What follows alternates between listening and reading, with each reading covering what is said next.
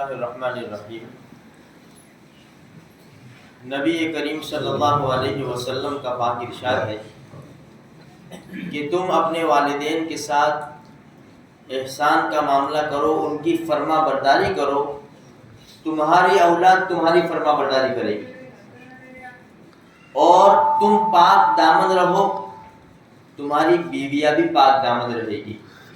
دیکھو یہ جو حدیث ہے نا، آج سے 1400 سال پہلے کی ہے۔ اب آج کا جو ماحول ہے نا، ہم اس کے اوپر نظر ڈالیں۔ بیماری کا دور چلا ہوا ہے،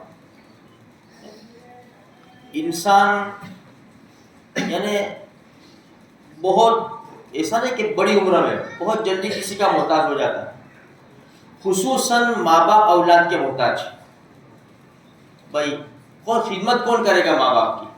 بوڑھے ماں باپ کی، بیمار ماں باپ کی خدمت کون کرے گا؟ اولاد ہی تو کرے گی، کوئی دوسرا تو کرنے نہیں آئے گا۔ اور جن کی اولاد نافرمان ہوتی ہے، ان کے ماں باپ دیکھو، ان کے حالات دیکھو کیسے ہیں بیچاروں کے، الگ پڑے ہوئے ہیں، کوئی پرسان حال نہیں ہے۔ اللہ کے رسول کی حدیث سنو، ہمارے نبی یہی فرماتے تم اپنے ماں باپ کی فرما برداری کرو، خدمت کرو، تمہارا بھی وقت آئے گا، تم بھی ماں باپ بنیں گے، تو تمہاری اولاد ایسا ہی برتاؤ کرے گی جیسا تم اپنے ماں باپ کے ساتھ برتاؤ کر رہے ہو۔ ہم یہ چاہتے ہیں کہ ہماری اولاد ہماری فرما بردار بنے، تو ہمیں اپنے ماں باپ کا فرما بردار بننا چاہیے۔ ہم یہ چاہتے ہیں کہ ہماری اولاد ہماری خدمت کرے، ہمارے کہنے پر چلے، تو ہمیں اپنے ماں باپ کے کہنے پر چلنا چاہیے۔ یہ ہمارے نبی کی حدیث ہے۔ اچھا، اب دوسرا، انٹرنیٹ کا زمانہ ہے، فون کا زمانہ ہے، پتہ نہیں کیسے کیسے ایپ نکلے ہوئے ہیں۔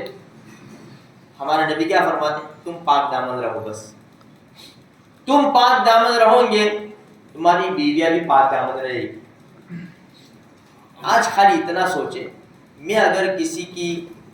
میں کسی لڑکی سے بات کر رہا ہوں، میں جس لڑکی سے بات کر رہا ہوں وہ غیر محرم، میرا اس سے کوئی تعلق نہیں، لیکن بات چالو ہے۔ وہ کون ہے؟ کسی کی بیوی ہوگی نا، کسی کی بہن ہوگی، کسی کی بیٹی ہوگی، کسی کی بہو ہوگی، کسی کی ماں ہوگی، کسی کی خالہ، کسی کی پھوپھی۔ میں صرف اتنا سوچوں کہ اگر کوئی میری بہن، بیٹی، بہو، ماں، خالہ، پھوپھی کے ساتھ کوئی اس طرح کا معاملہ کرے، جس طرح مجھے برداشت نہیں ہوتا، اسی طرح ان لوگوں کو بھی برداشت نہیں ہوگا جس کی ماں، بہن، بیٹی۔ تو اللہ کے رسول نے آج سے 1400 سال پہلے فرمایا کہ تم پاک دامن رہو، تمہاری بیویاں بھی پاک دامن رہے گی، اور تم اپنے ماں باپ کی فرما برداری کرو، تمہاری اولاد بھی تمہاری فرما برداری کرے گی۔ یہ بڑی زبردست میٹھی باتیں ہیں میرے بھائیوں، کیونکہ آج ہمارے ماں باپ بوڑھے ہیں، وہ ہماری خدمت کے محتاج ہیں، کل ان کی جگہ بھی ہم آئیں گے۔ زمانہ تو دیکھو کتنا فاسٹ جا رہا ہے۔